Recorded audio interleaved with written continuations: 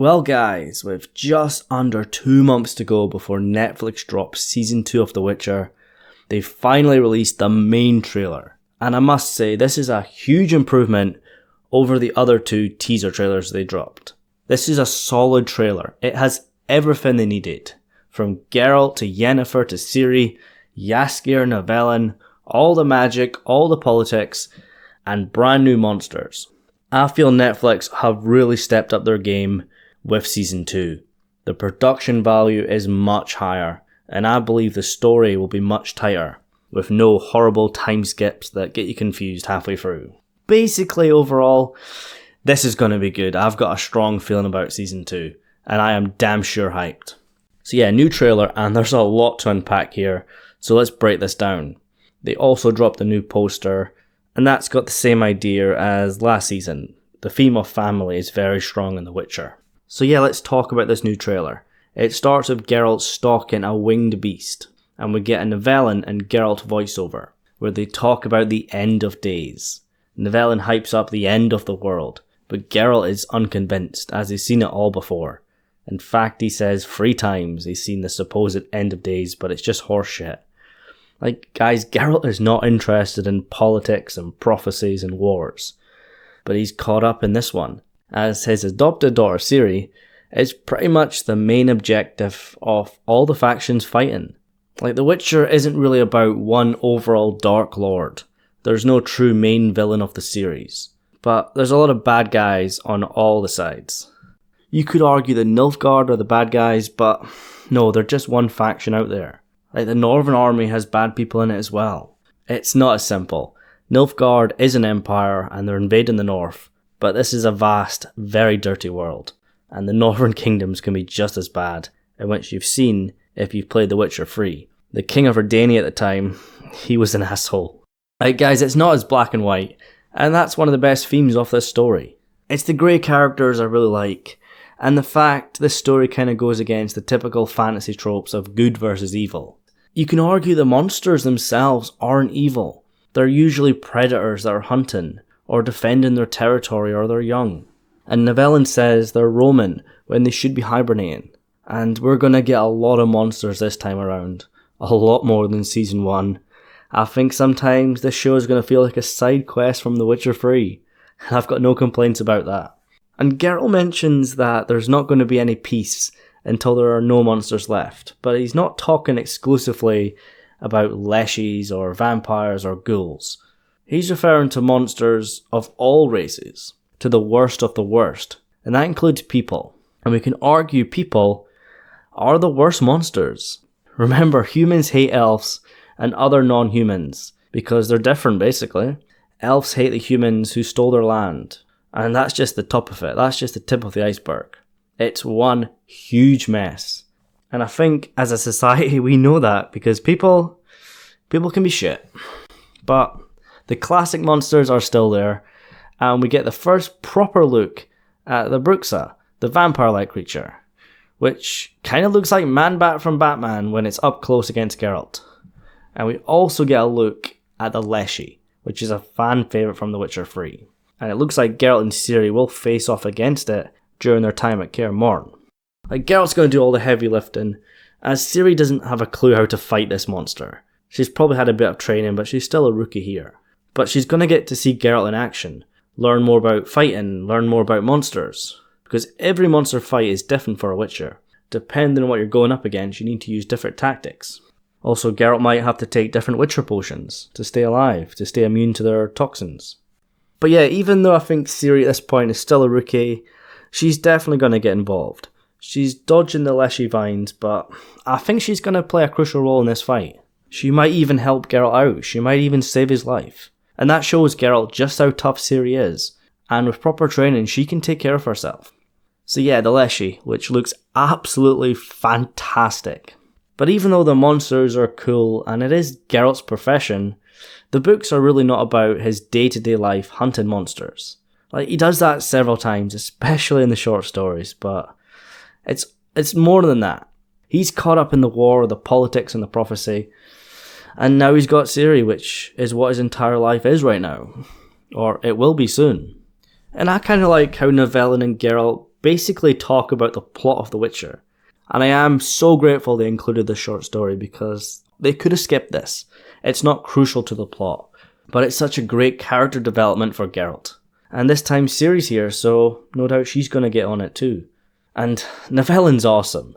I think he looks absolutely brilliant, and it's Tormund from Game of Thrones, Christopher Heapdew. He can be a badass, he can be funny, he's got it all. But yeah, let's move on now. We see the aftermath of the Battle of Sodden, the North and the South at war, the Northern Kingdoms and the Nilfgaardian Empire. Last time around, Nilfgaard were about to win, but Yennefer put a stop to that, unleashing all her chaos and commanding a massive flame, driving the Nilfgaardians back. But after this, people believe Yennefer is dead, and I'm sure Geralt believes that as well, and that's going to be a big driver in the plot and his decisions, which you will find out soon. Not going to spoil that though. But Yennefer is clearly alive. Remember, Season 2 is going to adapt Blood of Elves, which is mostly about Geralt and Ciri's relationship, especially at the start, and Yennefer is not really around until later in the book, but the showrunners have given her something to do, and I'm quite excited to see this because it adds a lot to her character and the overall themes and story of the world, because it looks like she's captured by Frangilla, who is then captured by the elves, so that adds a lot of the politics to the story. And even though they're taking a lot of creative liberties, making their own additions, at the same time it doesn't completely break the canon. Basically answering the question what Yennefer was up to after the Battle of Sodden, and how she recovers from her injuries, which you can clearly see her eyes are messed up. And guys, Yennefer is one of the best characters on the show. I think, apart from Geralt, she's probably the best character from Season 1. And it's not like he's miles ahead of her. I feel Yennefer is awesome. She's sexy and such a great character. And that's what's great about The Witcher. It's full of amazing, well-developed characters. There's a lot of new faces coming in Season 2, and many show up here in this trailer. Obviously, you've got all the Witchers at Kaer Morhen, led by Vesemir. And if you haven't seen the Vesemir animated prequel, Nightmare of the Wolf, you have to watch that before December. I'm not going to pretend it's crucial to the story. You can skip it, but I apologize, you have to do it. It's going to add so much to the story, and there's going to be a lot of Easter eggs from that showing up in Season 2. And Kaer Morhen is going to be a big part of this season. I think we're going to spend at least 2 episodes here, episode 2 and 3, where Ciri learns to fight like a Witcher. But she doesn't have the powers of a Witcher. She doesn't have enhanced reflexes, strength, or the cat-like eyes, and all the other powers they have. Because she doesn't go through the mutations. She's trained by some of the best Witchers out there, and she's very capable with a sword, but no, she's not a Witcher. But, you know Ciri, she's got her own powers, which, when controlled and mastered, are far beyond those of Geralt and Vesemir. And, yeah, she knows how to fight. And remember, she's been through so much, having lost her family, and Sintra. She's got experience. She's tough. And this time, Ciri's fighting back, and I'm very excited for these training scenes. And it's not all about training, because Ciri is going to be thrown in at the deep end, trial by fire against the Leshy. But luckily for her, she's got Geralt by her side. And it looks like Geralt's going to get on the battlefield in this season too. He's wearing his new armour versus the Nilfgaardians in their new upgraded armour, which is 1,001 times better than that horrible ballsack crap they had in Season 1. Even the showrunner admits that. It's bad. Burn it with fire, forget about it, never talk about it again. But I do like how it works into the plot, because it seems like at the start of Season 2, the Nilfgaardians still have it. But when they retreat back to Nilfgaard, and then eventually come back up north, they've upgraded their armours. Because they're stronger, and they've got more resources now. They're a bigger threat. Emperor Mir has grown in power, and upgrading his troops. And the main troop for this show is Cahir. You'll remember him from Season 1. And he's back on the hunt for Ciri. And Frangilla is important too. She's the main magical threat. And these are the two faces of Nilfgaard right now, until Emperor Mir shows up, and other characters. We actually get to visit Nilfgaard, I believe, and its capital. And I'm sure we also go to places like Oxenfurt, and they all look beautiful. So yeah, the Nilfgaardians are still active, even though they got hammered up north, they'll be back. Frangilla's captured Yennefer, but then they're both captured by elves. And it seems like Yennefer is trying to get through to Frangilla, telling her precious leader, that's Emperor Mir, is just using her. He doesn't care about her. She's just a pawn.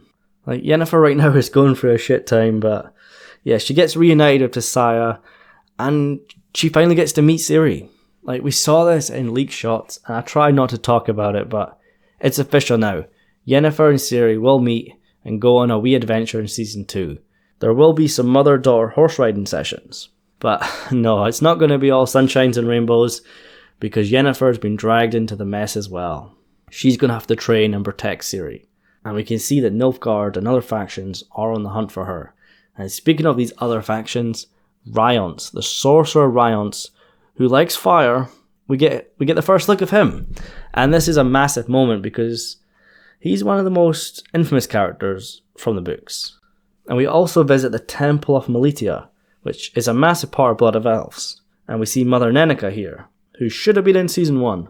But I'm sure they'll make up for it here, or at least try to. And it looks like Geralt's going to be there, because I'm sure that's the Temple of Melitia and all the stained glass windows. I'm sure that's where Geralt is. And he's fighting off several dudes, probably trying to get to Ciri. But to get to her, they're going to have to go through a pissed off Geralt. With his swords and his signs, good luck. He's going to destroy them. But yeah, this fight looks awesome, but it's definitely mixed up with some of the scenes at Kaer Morhen with the Leshy Vines, but most of it seems to be at the temple.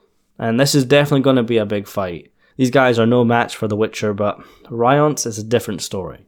Like I said, there's no main villain of The Witcher, there's no overall Dark Lord, but Rience is a nasty dude.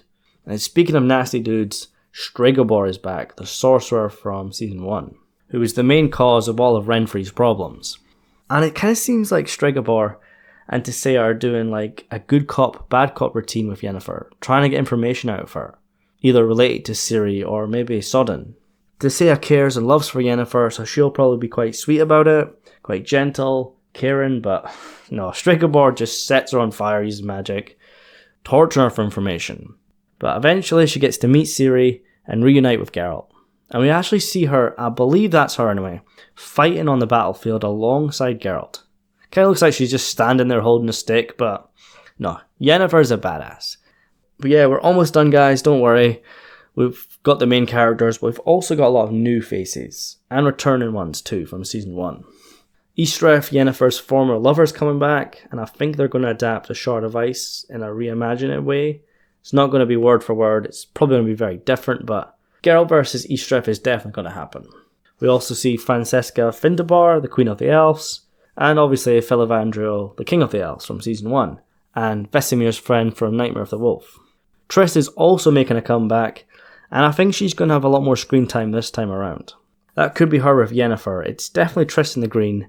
Yennefer usually wears black, but it could be Yennefer in the purple, but it could also be Ciri. And you know from Blood of Elves, Ciri and Triss's relationship is very important, and she will fill that big sister role for Ciri. We obviously get the Witcher boys led by Vesemir, Lambert, Eskel and Cohen, and some other guys as well. We go and visit Nilfgaard and other parts of the continent, and I think Emperor Mir will show up, but they're saving that for the actual episodes. We also see Cahir and Frangilla crawling back to Emperor Mir. Remember, Emperor Mir is one of the most powerful men in the entire world, but he's nothing compared to the man, the myth, the legend that is Jaskier. He was one of the standout characters from Season 1, and the wackiness that comes with him. I've made new friends, get over it. Absolutely brilliant humour, brilliant character. His relationship with Geralt kind of feels one-sided at times, because he wants to be Geralt's friend, he wants to be involved, but Geralt's just Geralt. Bit of an ass at times, but it's not as one-sided as Jaskier thinks. Geralt does care for him. And Jaskier, even though he's playing it off, yeah, he's more than happy to be back with his best bud. And I think it's time for a brand new Jaskier song. Toss a Coin to Your Witcher was fantastic, it's become iconic, but it's time for another killer tune from the Bard. So yeah guys, make sure you post your thoughts on the brand new Witcher trailer. Definitely hyped, definitely the best trailer so far. But I will admit that hip-hop music at the end, not really sure about that. It doesn't really fit the themes of The Witcher, but I get what they're going for. If I have missed anything, make sure you let me know. I think I've nailed all the important parts, but let me know if you see anything too. Anyways guys, thank you so much for watching. Subscribe for more videos, and I'll see you very soon.